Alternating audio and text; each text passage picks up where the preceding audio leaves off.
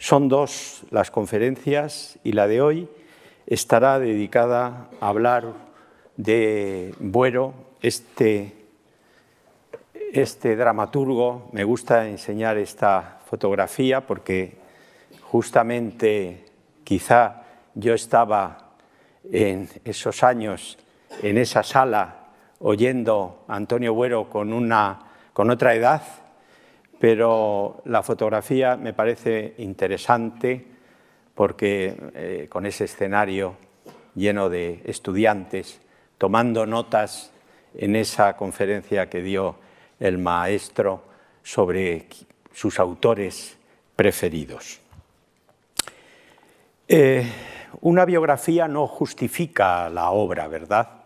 Sabemos que autores de vida no poco airada y, en fin, muy discutibles, ¿verdad? ¿Quién no se acuerda del pintor Caravaggio, un delincuente, del dramaturgo Jean Genet y de otros? Pero efectivamente la biografía ayuda a entenderla. De niño los Reyes Magos nos traían biografías. Tengo todavía en casa una colección de biografías juveniles sobre Hernán Cortés, Napoleón, Dickens, Edison, Fleming y otras grandes figuras del arte y de la ciencia que nos servían de ejemplo. Creo que esto ha desaparecido un poco porque la corrección política dominante parece que para ella no son totalmente ejemplares y por eso de ahí vienen las cancelaciones. Después en la universidad mi maestro López Estrada nos enseñó libros como Generaciones y Semblanzas de Fernán Pérez de Guzmán o Claros varones de Castilla de Hernando del Pulgar, libros del siglo XV que también tomaban la biografía de los autores, de los políticos, de otras figuras de la historia como ejemplos. Y yo voy a intentar que esta biografía pueda servir de ejemplo en momentos quizá confusos, momentos de cierto desorden intelectual, en que se habla mucho de la memoria y no siempre, a mi juicio, con certidumbre de lo que realmente significa la memoria. La memoria sin más, sin apelativos. Y voy siguiendo el esquema de las primeras obras de Buero que se ajustaban a la tradicional división en tres partes, en tres actos, tres jornadas, como la llamaban nuestros clásicos del siglo de oro, pues establezco esa división. Como ven, lo que fue antes del dramaturgo, en el acto primero, lo que fue la consolidación de un dramaturgo que es nuestro clásico, un clásico contemporáneo, y el final, hasta, como ven, 2000, y los periodos son muy ajustados, muy simétricos en su extensión. Es una vida, como ven, la de la historia. La vida de Buero es la historia de la España contemporánea. Cuando yo explicaba literatura en mi época en que estuve en Ámsterdam, en Holanda, siempre les hacía a los alumnos una primera observación. También me ha ocurrido con los estudiantes americanos. ¿Cuántos regímenes políticos, les preguntaba yo, ha habido en los Países Bajos desde el año 1900 hasta, vamos a decir, 1986? ¿Cuántos regímenes políticos ha habido en Estados Unidos? La respuesta era uno solo, habían conocido uno solo. En cambio, yo les tenía que decir que los regímenes políticos en la España contemporánea fueron de lo más variado, porque es que aquí en España somos muy entretenidos y parece que en lo de la variedad está el gusto, pues lo hemos aplicado también, para empezar con la monarquía parlamentaria de Alfonso XIII, cuando se alternaban los partidos liberal y conservador, pero luego el paréntesis de la dictadura del general Primo de Rivera, luego la Segunda República, después un golpe militar y tras su fracaso la guerra civil, después una larga dictadura, por fin la restauración de la monarquía. El propósito, al hablar de Buero, lo que más nos va a interesar naturalmente es el escritor. Ahí tienen ustedes cómo posan la compañía que estrenó Historia de una escalera con un Antonio Buero radiante al lado de las actrices y el director Cayetano Luca de Tena. Casi justo 50 años después, en octubre de 1999, tenemos a don Antonio junto al director Gustavo Pérez Puig, Manuel Galeana y los miembros de la compañía del Teatro Español, que estrenaron su última obra, Misión al pueblo desierto. 50 años entre una obra y otra y el mismo escenario, el Teatro Español, donde hemos tenido la oportunidad hace poco, el domingo acabaron las funciones, pero volverán, porque yo creo que es una obra que merece la pena ser repuesta, Historia de una escalera, con los actores que precisamente los tendremos aquí el próximo jueves, Marta Poveda y David Luque en los papeles estelares. Acto primero. Es muy interesante conocer los pormenores de la infancia, ese paraíso, ¿no? Como dice el poeta Leopoldo María Panero, en la infancia vivimos, luego sobrevivimos. Pues en esa infancia, esa adolescencia, yo creo que es interesante porque nos muestra un autor como un niño, como Buero, ahí lo tienen junto con sus padres y su hermano mayor. Faltaba todavía por venir la hermana, personajes que van a ser importantes en la vida.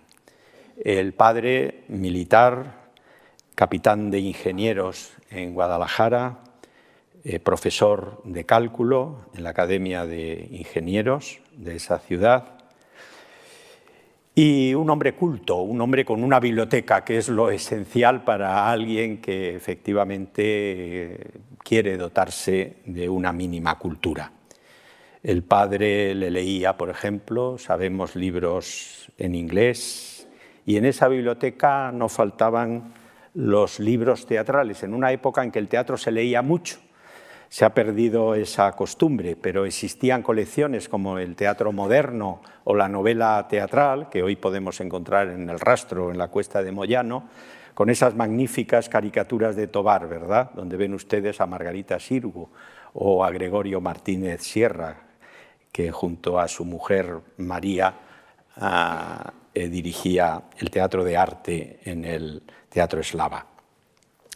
Ya también lecturas que luego van a condicionar mucho la propia obra de Buero, ¿no? Ahí tienen al escritor Wells, al que podríamos adjudicar casi la creación de ese género que luego tendrá tanto éxito de la ciencia ficción, y este creo que es uno de los elementos que más despista a algunos, que creen que Buero era un personaje sometido estrictamente a la realidad y al realismo social. Nada de eso, ¿no? En Buero siempre hay un vuelo grande hacia la fantasía, así titula muchas de sus obras, y el juego con el tiempo, que tan esencial va a ser para obras como El tragaluz. Otra de las devociones de Buero, al que vemos en la casa de Ibsen, visitarla ya en los años 70, y una obra que le marcó mucho, Espectros. No cabe duda de que Buero es el mejor entendedor y por heredero de la del teatro de Ibsen, y tendrá la oportunidad también ya en ese acto tercero que decimos de versionar una de las obras maestras de Ibsen, El pato salvaje o El pato silvestre, como él la tradujo. Tenemos un Buero joven que se dedica a dibujar y a pintar. Tiene ahí su vocación ya determinada, de tal manera que pronto lo vamos a ver en Madrid, en la Escuela de Bellas Artes de San Fernando. El traslado a Madrid es importante y el álbum de dibujos de Buero, yo solo les voy a mostrar unas cuantas de sus dibujos. Ahí tienen a Don Quijote, que efectivamente va a ser también una de las referencias para entender la obra de Buero, ¿no? Los personajes quijotescos, aquellos que se niegan a ver la realidad tal cual es, porque aspiran a una realidad mejor. Ahí tienen a Beethoven, que va a ser, ya les diré por qué el próximo día, fundamental para entender su visión trágica y alegre al mismo tiempo de la vida. ¿Cómo está diciendo usted eso? ¡Qué disparate!, ¿no? Una tragedia alegre, una tragedia feliz. Pues bien, esa es una de las grandes novedades que nos aporta el pensamiento dramático de Buero Vallejo. También Unamuno es uno de sus autores predilectos, uno de los autores que mejor le conforma lo que va a ser su visión trágica de la vida. Goya, por supuesto. Se me olvidaba comentarles este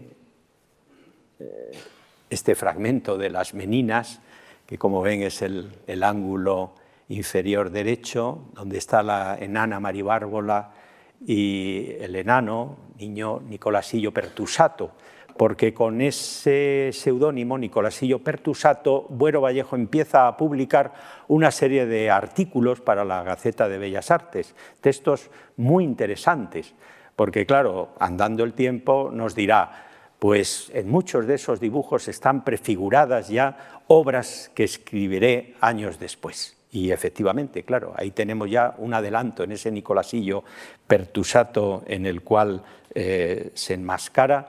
Ya tenemos la devoción por Velázquez, que para él es el artista sagrado. Yo diría que encima incluso, o por encima de todos los escritores que constituyeron su cultura literaria.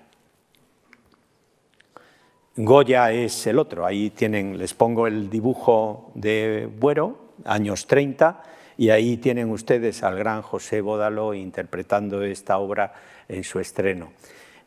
El sueño de la razón.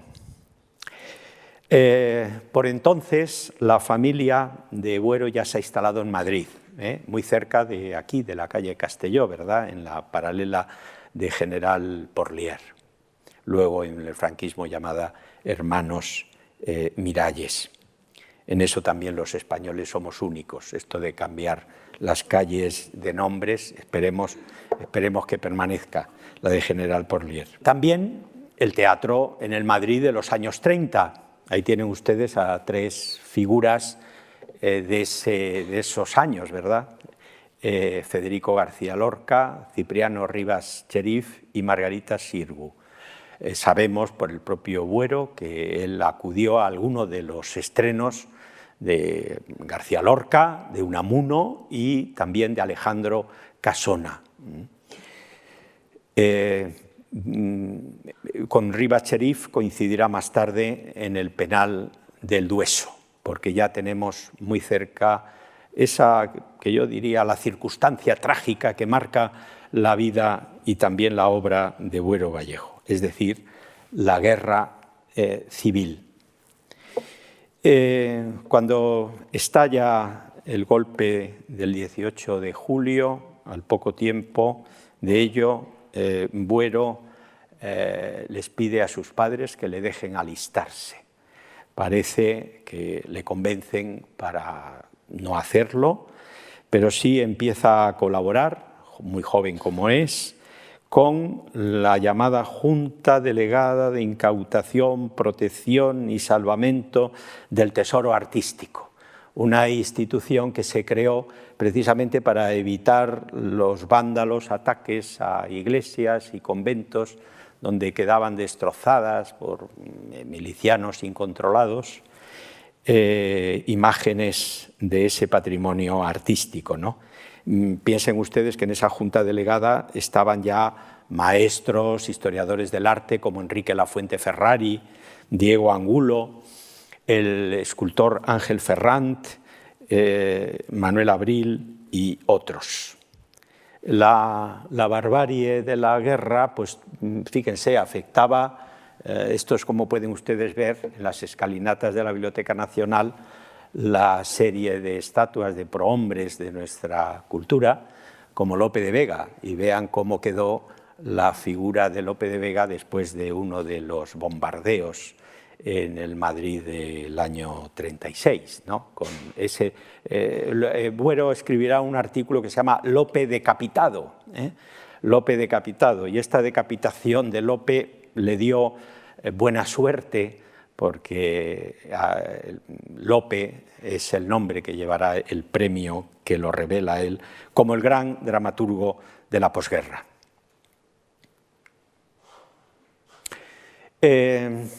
Un comandante de las brigadas internacionales se fija en los dibujos, en cómo dibuja Buero, y lo reclama para el batallón de sanidad que él comandaba, como médico que era. Y ahí tenemos también toda la labor que hace Buero en periódicos como La Voz de la Sanidad, de la 15ª División, con esquemas, dibujos, artículos muy interesantes sobre cuadros de grandes pintores, Vermeer, El Bosco, Goya, que tocan el tema de la sanidad, ¿no? Y son muy interesantes. Les pongo ahí ese dibujo porque son unos camaradas ciegos, y yo creo que ahí también está ya una prefiguración del interés que la ceguera que el personaje del ciego va a tener en su obra, la obra de la que hablaremos por dentro el próximo día. La guerra acaba, Buero ya para entonces se ha afiliado al Partido Comunista de España y por entonces realiza diversas actividades clandestinas que lo llevan a ser detenido y pasar ya, bueno, un paseo por varias cárceles, muchas cárceles, entre ellas la del Conde de Toreno, donde se encuentra con Miguel Hernández, también detenido, y del que hace este precioso dibujo. Buero siempre bromeaba diciendo, como era tan famoso este retrato que presidía casi todos los libros que se publicaron ya en el tardofranquismo sobre Miguel Hernández, decía que él pasaría a la historia más que por su teatro, por este retrato que hizo de Miguel Hernández, pero no solamente de Miguel Hernández, hizo de otras personas anónimas que siguen saliendo, siguen apareciendo retratos que él hizo en sus diversas estancias carcelarias, ¿verdad? Como les digo, aquí en el penal del Dueso fue donde más tiempo estuvo, pero también estuvo en el penal de Ocaña y en otros lugares. Claro, no les he dicho el acontecimiento que viene ahora también a colación a raíz de la pena de muerte que sufre por sentencia del Consejo de Guerra, que había habido ya un hecho terrible apenas iniciada la guerra civil, ¿no? Nombrar Paracuellos del Jarama ya sabemos lo que significa. Allí fue a parar su padre. Allí fue a parar su padre sin que se sepa dónde está enterrado, pero su padre fue asesinado por una denuncia falsa, porque él no había colaborado en el levantamiento militar. Y claro, esto provoca una escisión terrible en un hijo que milita en el lado republicano y ve cómo sus conmilitones han matado al padre, ¿no? Se comentó, dice Buero, abundantemente en mis primeros años de teatro y contra mí, como muestra de mi inhumanidad, por ser rojo pese a ello, hasta el punto de que corrió mucho la infamia de que yo mismo lo había matado, o al menos denunciado. He tenido tíos carnales en la otra zona y familiares en la nuestra que me retiraron el saludo desde entonces y que lo siguen creyendo o que siguen queriéndolo creer. Nadie esperaba tan terrible desenlace y no pude evitarlo, pero el bulo infamante que cayó sobre mí me ha quejado como si fuera cierto. Innumerables veces he pensado si yo no lo maté, puesto que los míos lo mataron. Es un testimonio verdaderamente conmovedor que yo creo que explica gran parte de la obra de Buero, de su pensamiento trágico y, por lo tanto, ha de tenerse en cuenta, porque además el recuerdo del padre lo persigue en el momento en que comparece un 16 de enero de 1940 ante el Consejo de Guerra Permanente y allí dictan esta sentencia. Resultando que Antonio Buero Vallejo, no obstante el asesinato de su padre por los rojos, era afiliado a la Federación Universitaria Escolar en 1934. La Federación Universitaria Escolar, conocida como la FUE, fue un sindicato de estudiantes donde se afiliaban gentes de muy diversas ideologías, en general progresistas, claro. Pero de ahí piensen ustedes que salieron, por ejemplo, los estudiantes que conformaron el Teatro Universitario La Barraca con Federico García Lorca. Bien, sigo con la sentencia. No obstante el asesinato de su padre por los rojos, era afiliado a la FUE en 1934 y al PC y al Socorro Rojo Internacional en 1938. Fue durante la guerra propagandista rojo. Fallamos que debemos condenar y condenamos a Antonio Buero Vallejo a la pena de muerte y a accesorios legales, caso del indulto. Durante unos largos meses, de enero a octubre, la pena de muerte está sobre la cabeza de nuestro autor, hasta que al fin, el 21 de octubre, se le conmuta la pena por 30 años. De ahí pasa algunas imágenes, ahí lo tienen ustedes, aunque sin bigote, en el Dueso, con un grupo de presos y familiares. Y hay bastantes fotografías. Esa vida del Dueso pues, fue terrible y en gran parte deja de ella testimonio, pero un testimonio nada airado, por otra parte, ¿no? Porque eso es lo que se observa en el teatro de Buero, mucha serenidad, mucho equilibrio, como si estuviera realmente agradecido a la vida por haber escapado de estas circunstancias tan tremendas. En 1946 sale de la cárcel en libertad provisional y les pongo ese autorretrato que él hace en ese mismo año, que lleva el título de Soledad y donde vemos al propio autor caviloso, pensando qué hacer, sería la pregunta. Se le ofrecían algunas alternativas, seguir como pintor, que le permitía ganar algunas pesetillas haciendo retratos, bodegones, etc. Incluso alguien le ofreció ser visitador médico, entrar en una productora farmacéutica, en un laboratorio farmacéutico, o bien dedicarme a algo que él había ya practicado, solo que ahora de una manera profesional, hacerme escritor. Esta es la alternativa a la que se ofrece y empieza a frecuentar ya a escritores en tertulias. Ya saben ustedes la importancia que tenían los cafés. Los cafés eran llamados las universidades, ¿no? Las universidades donde uno podía ver antes de la guerra, pues qué sé yo, a Ramón Gómez de la Serna en el Café Pombo, a don Ramón María del Valle Inclán en la Granja del Henar, y luego ya en la posguerra, sobre todo el Café Lyon, el Café Gijón y el Café Lisboa, donde Buero coincide con varios que luego serán escritores destacados, como Francisco García Pavón, recuerdan, el de Plinio,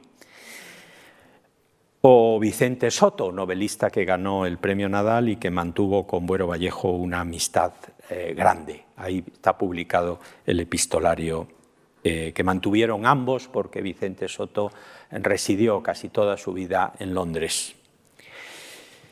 Y empieza el segundo acto con esa decisión, y empieza, pues no puede ser mejor, con un autor que presenta dos obras al Premio Lope de Vega, y una queda como accésit en la ardiente oscuridad y otra es premio, y se la estrenan nada menos que en el Teatro Español, en 1949. Y la obra pues resulta un éxito formidable. Faltan fotografías para manifestar todo el entusiasmo que provocó esta obra, que hablaba un lenguaje completamente nuevo, que nada tenía que ver con las obras que durante esos duros años 40 se estrenaron.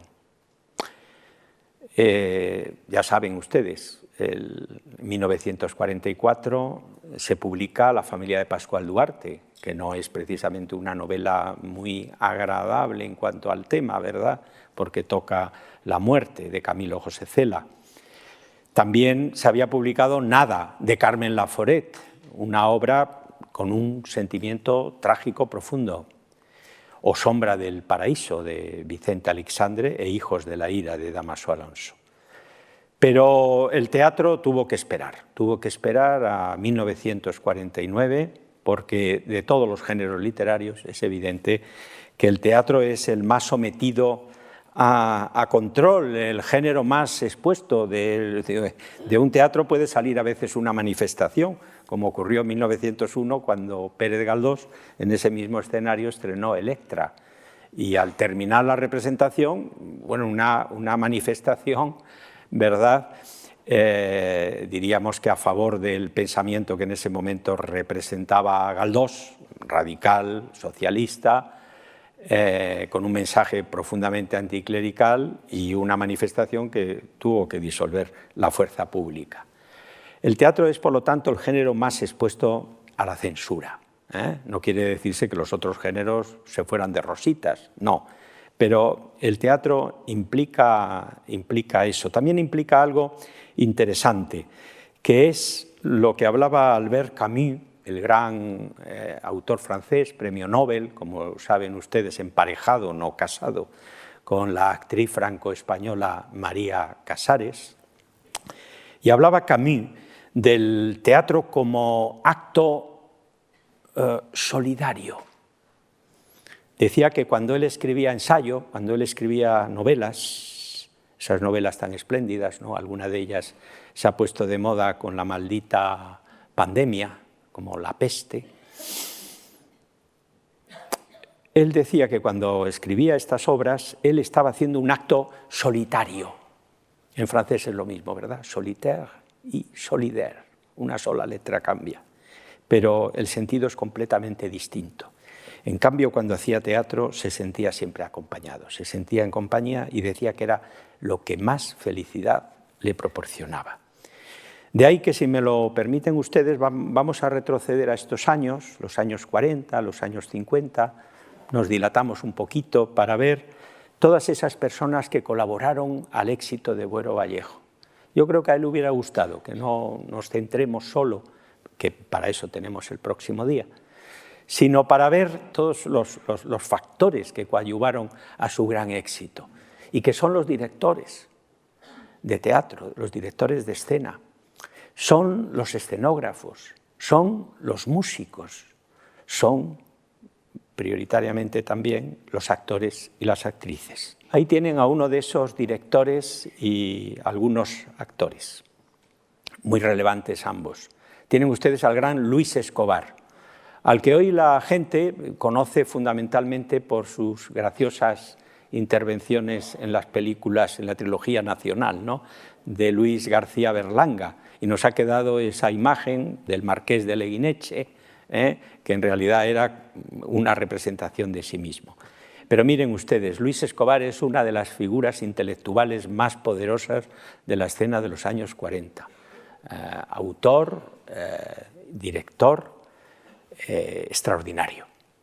Además, un introductor de la escena europea en España. Fíjense que él empezó dirigiendo el Teatro Nacional de Falange y, bueno, se dio cuenta de que no iba a hacer teatro falangista. ¿Cómo iba a hacer teatro falangista? No, se dedicó luego, pues, a introducir a los grandes autores franceses, por ejemplo, Giraudoux, por ejemplo, Bernard Shaw en Inglaterra, Monterland y otros.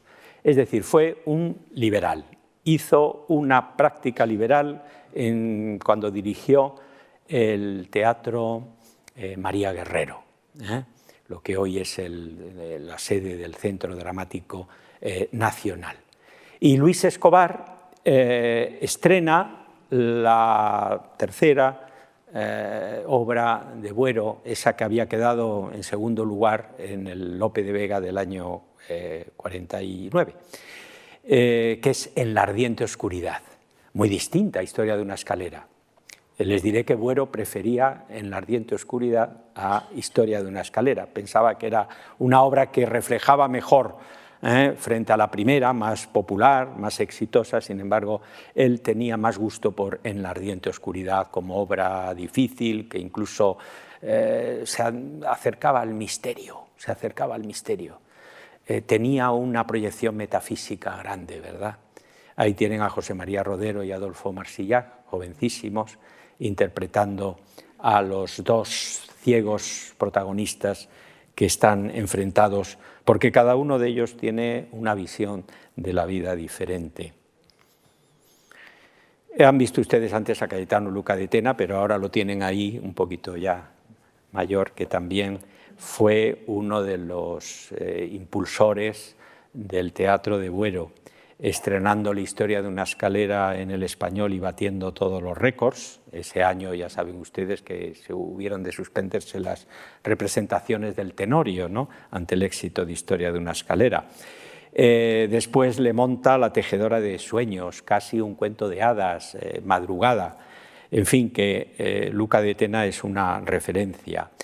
Tienen ustedes aquí a Claudio de la Torre, que es otra de las figuras más olvidadas del teatro de ese tiempo, un autor de vanguardia que se había revelado ya antes de la Guerra Civil y que monta dos obras distintas, que tuvieron distinto resultado también, Irene o El tesoro y Hoy es fiesta. Aquí arriba tienen al gran José Tamayo, ¿no?, el llamado Cecil B. DeMille, le llamaban, del teatro, porque tenía una concepción muy espectacular, ¿no?, pero que le vino muy bien a obras de carácter histórico de Buero, que él las entendió muy bien y les dio la prestancia que necesitaban en escena.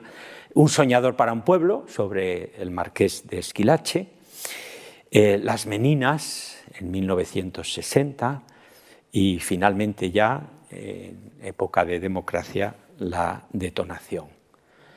La detonación sobre Larra, Forman casi como una trilogía, ¿verdad? Faltaba la cuarta, la del sueño de la razón de Goya, de la tetralogía histórica de Buero Vallejo. Tienen ustedes a José Luis Alonso en el centro, ¿verdad?, que no llegó a montar ninguna obra original de Buero, pero sí una versión maravillosa del Patos Silvestre de Ibsen. Abajo, aquí tienen a Alberto González Vergel, un director surgido del TEU. El TEU era el Teatro Español Universitario, que fue cantera de actores, ahora hablaremos un poco de eso también. Y Alberto González Vergel le monta a Buero una obra que fue espectacular porque, claro, la censura no la había permitido, que es La doble historia del doctor Balmy, y más tarde Jueces en la noche. Y allí tienen ustedes a Gustavo Pérez Puig, que murió siendo o al poco de regentar el Teatro Español y fue el que dirigió el último montaje de Buero, al que lo han visto ustedes antes, Misión al pueblo desierto, y que empezó con una fuerza grande, montando obras como Tres sombreros de copa, de Miguel Miura, también vinculado al Teatro Universitario de Murcia. El TEU, el Teatro Universitario, fue importantísimo para que nuestra escena no decayera, y eso hace que efectivamente tuviera una importancia grande, y les menciono estos autores por la importancia que tuvieron en el buen entendimiento de las obras de Buero. Escenógrafos. Ahí tienen ustedes la escenografía, que sobre una idea del propio Buero Vallejo.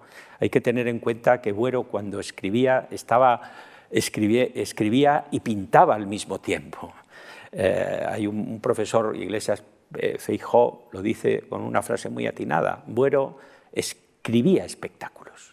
Escribía espectáculos, ¿no? Utilizaba este término que yo creo que viene bien para reflejar eso, ¿no? Que al estar ideando la obra ya tenía en cabeza la plástica. Y sobre una idea de Buero, Emilio Burgos, uno de los grandes escenógrafos de la posguerra, hace este decorado fabuloso para Hoy es fiesta, una de las obras también de mayor éxito de Buero. Dicen las crónicas que cuando se levantó el telón, el público prorrumpió en aplausos. Todavía no habían aparecido los actores, nadie había dicho nada, pero ya simplemente ver este marco indujo al entusiasmo general. Ahí tienen otro de los grandes escenógrafos, Sigfrido Burman. Seguro que lo han leído y todavía tiene en muchas películas, interviene su hijo Wolfgang, y no es que hiciera demasiadas escenografías para Buero, pero ahí tienen una de otra de las obras censuradas de Buero que más le costó estrenar, que fue Aventura en lo gris, y que no tuvo un éxito grande. Aquí tienen a otro de los grandes escenógrafos. Burman venía de antes de la guerra, había sido discípulo de un gran director alemán, Max Reinhardt, nada menos. Y aquí tienen a uno también de los más fantasiosos, a mi juicio, más delicados escenógrafos y figurinistas de nuestro teatro de posguerra, Víctor María Cortezo, más conocido como Vitín Cortezo. Ahí tienen unos figurines creados por él para una de las versiones de Buero, de Hamlet, y luego tienen ahí un fotograma de la detonación, de cuyos figurines él se ocupó. Se había ocupado, y la escenografía, se había ocupado de los figurines en plena guerra, cuando él estaba en Valencia, de Mariana Pineda, que la habían recuperado en el año 37, ya fallecido, ya muerto Lorca, y lo digo porque, claro, las obras tienen un clima histórico muy similar, ¿no? Un ambiente Mariana Pineda y la detonación sobre Larra. Esta foto es referida a Historia de una escalera, donde aparece una actriz, la segunda que tienen ustedes por la izquierda, que es María Jesús Valdés, que había empezado en el TEU también, en la universidad, estudiando como estudiaba filosofía y letras. Fue captada por Modesto Higueras, y Modesto Higueras pues la descubrió, como descubrió a Nati Mistral, como descubrió a José Luis López Vázquez, que también hizo muchas obras con María Jesús, Valeriano Andrés, luego Paco Valladares y tantos otros, ¿no? Por entonces hablaba de que a don Antonio le gustaba María Jesús. En alguna en alguna entrevista le inquieren a ella constantemente, bueno, ¿y qué opina de Antonio Buero Vallejo? Pues que es un gran autor, un formidable autor. Bueno, pero díganos algo más. Y venga a sacarle. Dice, bueno, hay una cosa que no me gusta de Buero Vallejo, y es que le gusta más el teatro francés que el teatro español. Y es que Buero efectivamente había dicho que la escena española, tal como estaba en ese momento, pues no le gustaba, que él prefería mirarse en el espejo del teatro que se estaba haciendo en Europa y en el mundo, ¿no? Porque él estaba, a pesar de no haber salido, porque no podía salir de España, al seguir en libertad provisional, pero claro, los autores extranjeros franceses como Anouilh, Sartre, Camus, que yo lo citaba, le parecían extraordinarios, ¿no? María Jesús Valdés hará después La tejedora de sueños, una obra de las que le hablaré el próximo día. Otro de los actores que intervino en las primeras, pero también en otras últimas, para que vean ustedes, del acto primero al acto tercero de mi exposición, es Fernando Delgado, que lo recordarán por sus muchas intervenciones en esos programas dramáticos tan extraordinarios que tenía nuestra televisión, cuando solamente había un canal o dos, y veíamos teatro pues por casi todos los días, ¿no? Estudio 1, Teatro de Siempre, en la radio, por cierto, se ponía también Teatro del Aire. Fernando Delgado era un clásico de esos programas dramáticos. Ahí lo tienen en la segunda obra que estrena Buero, simultáneamente Historia de una escalera, porque obtiene el premio Álvarez Quintero, es Las palabras en la arena, una pieza magistral, corta, de la que también les hablaré el próximo día, y allí le tienen representando ya una de la última etapa, si no me equivoco, creo que es Caimán. Otro actor ante el cual hay que inclinarse, que es José María Rodero. José María Rodero intervino en varias obras de Buero Vallejo. Ahí tienen el concierto de San Ovidio. El éxito mayor fue el que tienen allí en el Tragaluz, ¿no?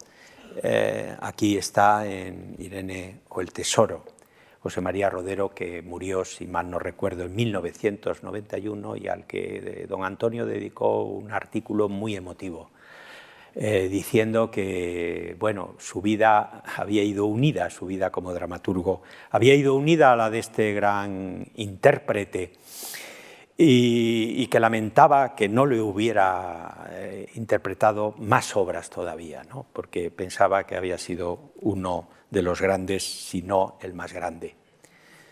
Ahí tienen a José Bódalo, al que mencionaba antes porque hizo un gran papel en El sueño de la razón, pero aquí lo tienen, años 50, representando Las cartas boca abajo, una obra también de un gran interés.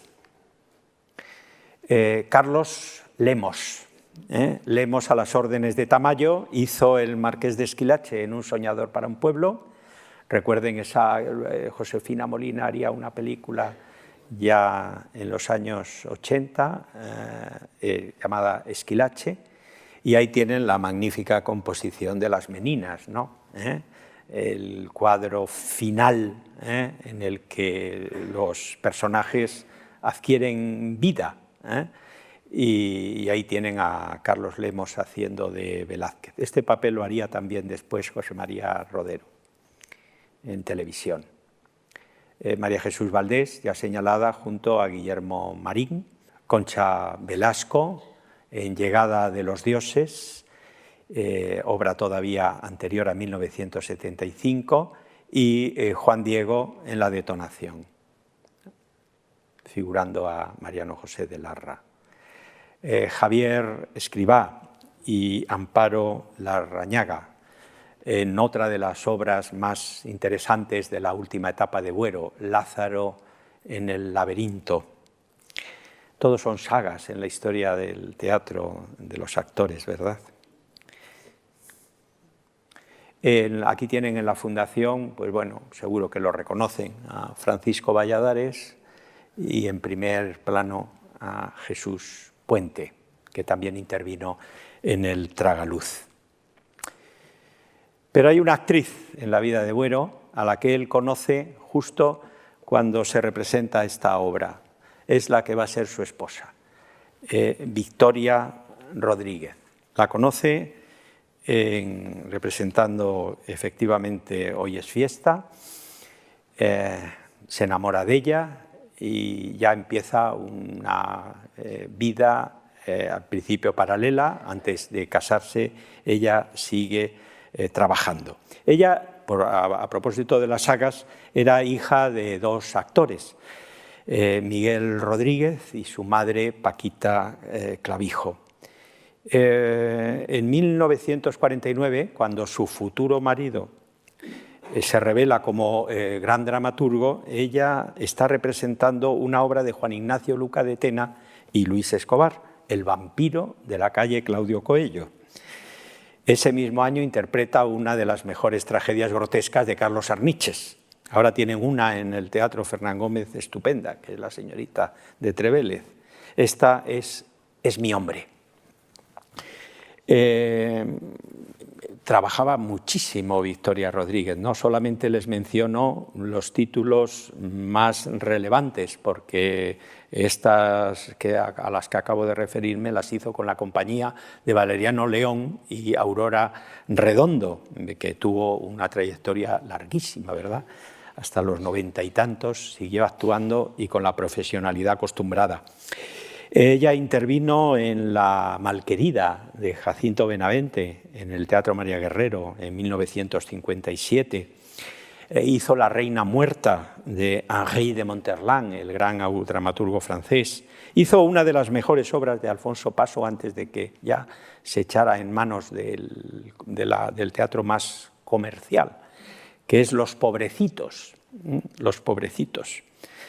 Después hizo incluso una obra de teatro experimental con pequeño teatro Dido, Los hombres del triciclo, de Fernando Arrabal.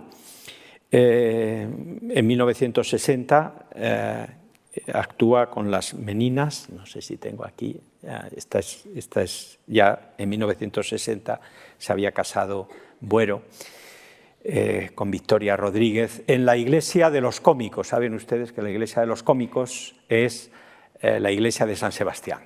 Era la iglesia de la Cofradía de la Novena. Bueno, también está la iglesia de San Ginés, ¿verdad?, que lleva precisamente el nombre del santo patrono de los comediantes. Pero allí se casaban los cómicos, allí se casó Valle Inclán también, con su mujer también era actriz, Josefina Blanco, ¿no? Buero admiró siempre mucho el trabajo de Victoria Rodríguez. Victoria decía siempre, yo tuve la suerte de tratarla un poco en sus últimos años, y decía que a diferencia de lo que se podía pensar, el matrimonio con un dramaturgo, el primer dramaturgo del medio siglo, pues no le había favorecido, ¿no? No se había beneficiado ella, ni muchísimo menos, ¿no?, de estar casada con el más grande dramaturgo de entonces. Ahí la tienen en 1960, un año después de la boda, saludando con José Tamayo y Antonio Buero, ella haciendo el papel de la infanta María Teresa.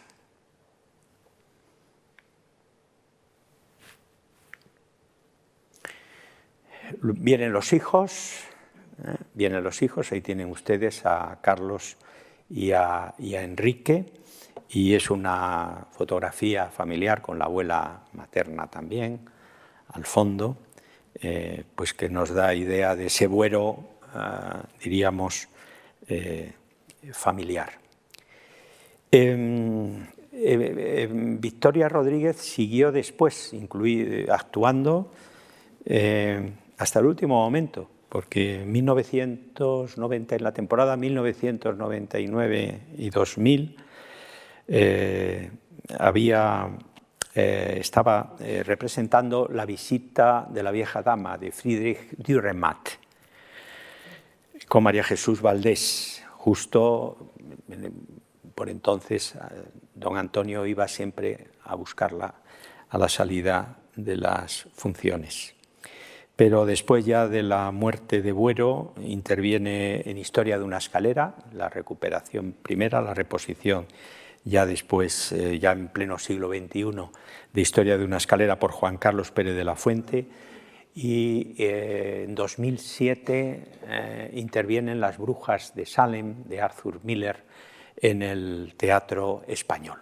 Creo que esa es la última función de Victoria Rodríguez. Ahí tienen otras dos imágenes. Allí es cuando está representando una reposición de las cartas boca abajo. Y aquí, como si no la conociera, pues está hablando con la infanta María Teresa. La censura. Les he dicho que el teatro es un género colectivo. Es un espectáculo que implica a muchas personas. No sale bien si todo no va unido, y de ahí pues la importancia que han tenido estas figuras, ¿verdad? Actores, directores, escenógrafos en el propio éxito del teatro de Antonio Buero Vallejo, que escribe muchísimos artículos sobre ellos que demuestran que les tenía en muy alta estima. Pero hay un elemento que no coadyuva al éxito del teatro, más bien le perjudica, que es la censura. Y el censor estaba ahí siempre. Buero, en Las Meninas, hace salir a un personaje que es un fraile dominico que no dice una sola palabra a lo largo de la obra, se mantiene mudo, como si fuera un fraile cartujo, pero en realidad está siempre observando, es un inquisidor. Por lo tanto, es el símbolo vivo del silencio. Traigo aquí esta fotografía de un autor que no le resultará familiar, que es un gran autor argentino, Carlos Gorostiza, que estrenó la obra que también los argentinos consideran el equivalente a lo que para el teatro español supuso la Historia de una escalera, y que se llamó El Puente. El Puente es una tragedia muy similar en su constitución y en su espíritu a Historia de una escalera. Un día, un amigo de Carlos Gorostiza vino a Madrid y le trajo a Buero El Puente. Buero la leyó y le entusiasmó y dijo: esto hay que adaptarlo. Dirán ustedes, ¿cómo va? Hay que adaptarlo si Carlos Gorostiza es argentino. Sí, porque la obra estaba llena de lunfardismos, de lenguaje, claro, los argentinos que hablan. Los argentinos, incluso las propias formas del tratamiento, el voseo, etcétera, ¿no? E hizo una adaptación con la anuencia de Carlos Gorostiza. Se empezaron a escribir mucho, tienen un epistolario interesante, ahí tienen una de las cartas de Buero dirigidas a Carlos Gorostiza, y empieza una historia extraordinaria de amistad entre Carlos Gorostiza en Argentina y Antonio Buero en España. Pero la obra no se estrena porque la censura la impide, no deja la censura. Ya saben ustedes, en la censura siempre había tres censores. Y al final parece que se imponía el criterio del censor más duro. Esta obra la censura un censor, un falangista conocido, pero que dice: es una obra socialmente avanzada, nada que asuste a un falangista. Pone en su informe. Pero hay amigos, cuando llegaba el cura, con la iglesia hemos dado, y el censor, en este caso el clérigo, puso el todo ostat a la obra, de tal manera que no se pudo estrenar. Ahí tienen ustedes el libreto, como se mandaba y se mecanografiaba, y que no pasó la censura. Pero Carlos Gorostiza le decía a Buero: bueno, la censura ha acabado con El Puente en España, pero lo que no ha conseguido acabar es con nuestra amistad. Y comienza una amistad muy larga entre ellos, y por una serie de razones, Carlos Gorostiza llegó a ser ministro de Cultura, secretario de Estado de Cultura en el gobierno de Raúl Alfonsín, pues nunca se llegaron a conocer. Es una historia, por lo tanto, de dos amigos que se leyeron mucho, que se intercambiaron cartas, pero que nunca se encontraron personalmente. Para que se queden ustedes con la figura de Carlos Gorostiza, les diré que su hermana fue una de las grandes actrices, vedettes en España, que es Analía Gadé. La recuerdan, ¿verdad? Analía Gadé, que fue pareja mucho tiempo de Fernando Fernán Gómez. Bien, el Tragaluz, estamos todavía en el segundo acto, el gran éxito, ahí tienen ustedes a Francisco Pierrá ya en uno de sus últimos papeles, haciendo uno de los personajes, sin duda, mejores creados por Buero, el padre del Tragaluz. La madre también, es un personaje que a pesar de que no parece que no tiene relevancia, pero también. Buero no les pone nombre, dice el padre, la madre, pareciéndose al Lorca de Bodas de Sangre, igual, la madre, el padre. Y en 1971 el conde el Rojo, condenado a muerte, excomunista, consigue nada menos que ingresar en la Real Academia Española. Es un acontecimiento, lo elige en el 71, entra en el 72 y, como les digo, es un revuelo formidable el que causa esto. A Buero, algunos ya diríamos de su lado, algunas intelectuales presuntamente de izquierdas le reprochan su connivencia con el sistema, como si realmente él hubiera tenido que declinar ser académico. No, está muy agradecido a los académicos que le proponen, lo acepta y encima le responde a su discurso un antiguo falangista, Pedro Laín Entralgo, que al poco tiempo publicará sus memorias con ese título tan elocuente, Descargo de conciencia. También fue muy criticado por sus antiguos camaradas, camisas viejas de Falange, que no entendían este cambio de actitud. Fue Buero precisamente uno de los más acérrimos defensores del libro de Pedro Laín Entralgo, que había contestado a este magnífico discurso. Un discurso hecho por un escritor, un creador, sobre García Lorca y Valle Inclán. Ya lo ven ustedes ahí, García Lorca ante el esperpento. Lo hace Buero además en un año donde hoy todo el mundo, ya ven ustedes, Lorca es el autor más representado de nuestra escena. Nadie le objeta nada, pero por estos años García Lorca no era muy bien considerado por la crítica llamada progresista. Su teatro era demasiado poético. Bueno, esto no encaja muy bien en un tiempo en el que se necesitaba un teatro muy comprometido y por lo tanto no tiene éxito entonces Lorca. Además lo habían recuperado directores de derechas, ¿no? Luis Escobar, que monta Yerma en 1960, o José Tamayo un poco después, Bodas de Sangre, etc., ¿no? El discurso es extraordinario para ver cómo Buero trata a estos dos grandes que le preceden en el teatro contemporáneo, Ramón María del Valle Inclán y Federico García Lorca. De los dos se queda con la copla de Lorca. Valle Inclán había dicho en Luces de Bohemia, el esperpento, la tragedia nuestra no es tragedia, dice Max Estrella. Y don Latino, el perro, como le llama él, que le va acompañando, dice, pues algo será. Y dice, el esperpento.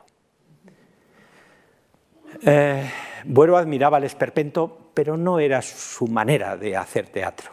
Él se quedó más bien con la copla de Lorca, quien en una entrevista que le hizo un periodista tras el éxito, Juan Chabás, tras el éxito en 1934 de Yerma, dice, bueno, ¿y por qué una tragedia? Dice, hay que volver a la tragedia, dijo García Lorca. Hay que volver a la tragedia. Yo creo que Buero se quedó con esa frase. Y justo en el año 49, 15 años después, tendrá oportunidad de hacerle caso a Lorca. Había que volver a la tragedia, aunque no la llamáramos tragedia. Y en eso Buero demostró su inteligencia, ¿verdad? Para presentar con una cáscara incluso de comedia, a veces de sainete, algo que profundamente era trágico. Entramos en el acto tercero.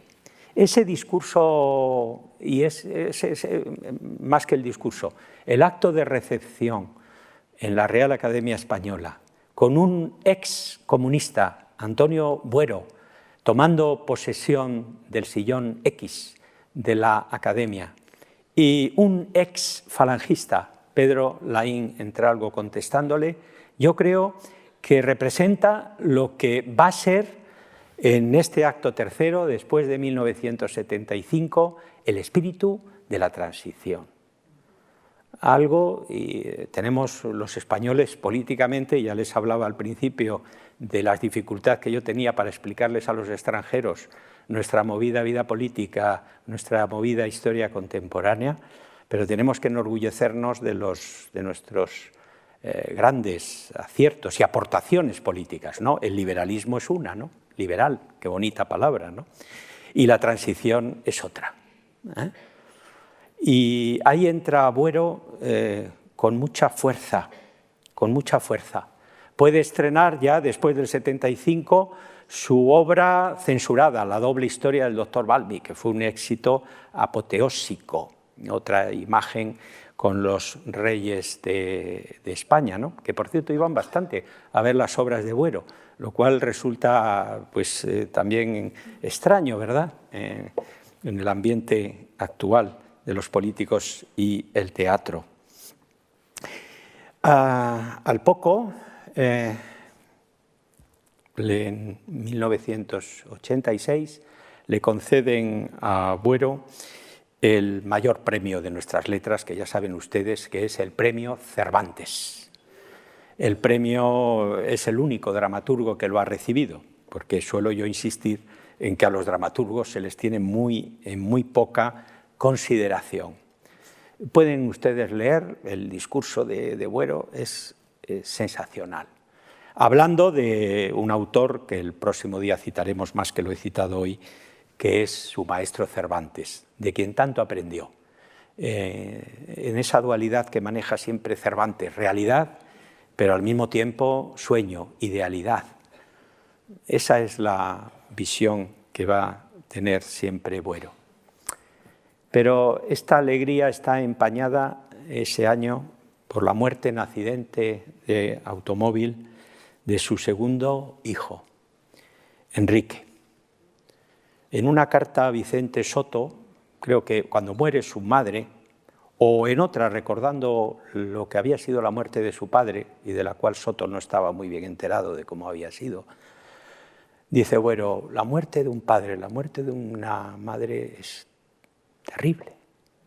No quiero pensar lo que sería la muerte de un hijo.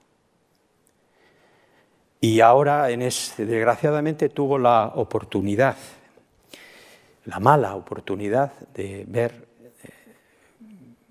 de enterrar a su hijo Enrique, que era actor, por lo tanto la saga había podido seguir. En esta obra que citaba antes, Lázaro en el laberinto, se la dedica a él, poco tiempo después de fallecer. Y dice así: a la memoria de mi hijo Enrique Buero Rodríguez, joven actor que nos dejó a sus 24 años, para que se le recuerde al menos mientras se recuerde esta obra, con amor.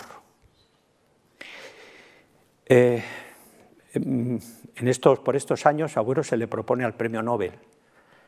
Creo que lo merecía con creces. Fíjense, Vicente Aleixandre, que en 1944 había publicado Sombra del Paraíso, lo recibe en 1977. Ya en los años 80, ya no recuerdo si el 87, Camilo José Cela, que había contribuido también al despertar de la novela en la posguerra, lo recibe, el premio Nobel. La poesía, la novela, faltó el teatro. Creo que Buero, que además era uno de los grandes defensores del teatro escandinavo y de Ibsen, ¿verdad?, pues había merecido ese premio que se otorga por esas tierras tan altas. Unas simples palabras. Decía los factores que contribuyen al éxito o al fracaso. Entre ellos está la crítica teatral, que quizá hoy no es lo que era. Ahí les pongo a Alfredo Marquerie, que comentó las primeras obras de Buero, a Lorenzo López Sancho, un poco posteriores, y a Eduardo Haro Teclen. Yo, para hablar de los críticos, siempre tengo muy en cuenta lo que dice don Antonio Machado a través de su complementario Juan de Mairena. Sed benévolos cuando juzguéis una obra, dice él, de arte o literaria. Sed benévolos. No os dejéis amargar hablando mal o murmurando sobre la obra ajena. Menciono este caso porque los últimos años de Buero estuvieron en cierta manera enturbiados, amargados, por la actitud que ante él tomó el crítico del País, Eduardo Haro Teclen. Yo estoy convencido de que Eduardo Haro Teclen no era el único caso. Yo creo que no leí ninguna obra positiva de nadie. Pienso que a Eduardo Haro Teclen tenía un problema, y es que el teatro no le gustaba o le había dejado de gustar. Es como el personaje de Niebla, ¿recuerdan? La mujer en la novela de don Miguel de Unamuno, que es pianista, y si algo odia ella en la vida es el piano. Y yo creo que a Haro le debió. Digo esto porque, en fin, la crítica ya, el nombre de Haro Teclen pasará y nadie ya se acordará de él, mientras que las obras de Buero sí, pero que en cierta manera, como la crítica es algo hecho, circunstanciado sobre la base misma del teatro, de los estrenos, pues claro que puede producir alteración en un creador que fue tan generoso como Buero Vallejo. Hasta aquí los 3 actos de la vida de Buero. Yo, como colofón a este rápido recorrido, recuerdo siempre ahora leer y releer muchas veces el teatro de Buero. Es toda una experiencia, créanme, en tiempos en que aflojan las humanidades. Hay que reivindicarlas, y el humanismo, y nada mejor que tener presente a un humanista como Buero. Y yo recuerdo un terceto de uno de los monumentos poéticos de nuestro barroco, que es la Epístola Moral a Fabio, y que está en esa línea que les decía yo antes, de considerar una vida ejemplar. El ideal de la Epístola Moral a Fabio, poema largo de carácter estoico, se resume muy bien en este terceto, que está muy a tono con lo que fue la actitud de Buero y el estoicismo que él persiguió toda su vida. Una mediana vida yo posea, un estilo común y moderado que no le note nadie que le vea. Y más adelante hay otro de los versos que siempre también se cita cuando se quiere hablar de cómo la obra de un individuo, de un autor, corre parejas con el propio existir biográfico, que ya vemos que en otros casos, como les citaba al principio, no es así. Iguala con la vida el pensamiento. Buero igualó efectivamente con su vida el pensamiento, un pensamiento que desarrolla a través de una obra teatral magnífica, en la que hay unas cuantas obras que durarán por siempre, estoy absolutamente convencido, y que tenemos que reivindicar profundamente, porque, como les digo, su vida es un ejemplo, incluso para hoy, para nuestro hoy, un hoy en el que se nos presenta un pasado ¿Quién podía hablar mejor del pasado? No los nietos, bisnietos, ya pronto tataranietos de la guerra civil. Y él, que la vivió en carne propia, nunca tuvo una palabra de rencor, nunca, jamás, una palabra de odio. Nunca quiso, defendiendo su postura a favor de la libertad, nunca quiso destacarse ni aceptar cargos políticos, ni tampoco reafiliarse al Partido Comunista al cual había pertenecido. En la última representación a la que pudimos ver el domingo, la última función de Historia de una escalera, Elena Pimenta tiene creo que el mérito y tiene el acierto de darle la palabra en esa obra que acaba esperanzada, como yo creo que es la propia vida de Buero Vallejo, una tragedia en 3 actos que a pesar de todo acabó bien. Y dice, saca a Manolín, que es el niño que interviene en esa obra y que le da un carácter muy poético, ¿no?, a la obra y a ese final. Y el niño lee esta frase que creo que está muy bien escogida por Elena Pimenta, porque resume muy bien todo lo que les he intentado explicar sobre Buero Vallejo. Creo y espero en el hombre, como espero y creo en la verdad, en la belleza, en la rectitud, en la libertad. Muchas gracias.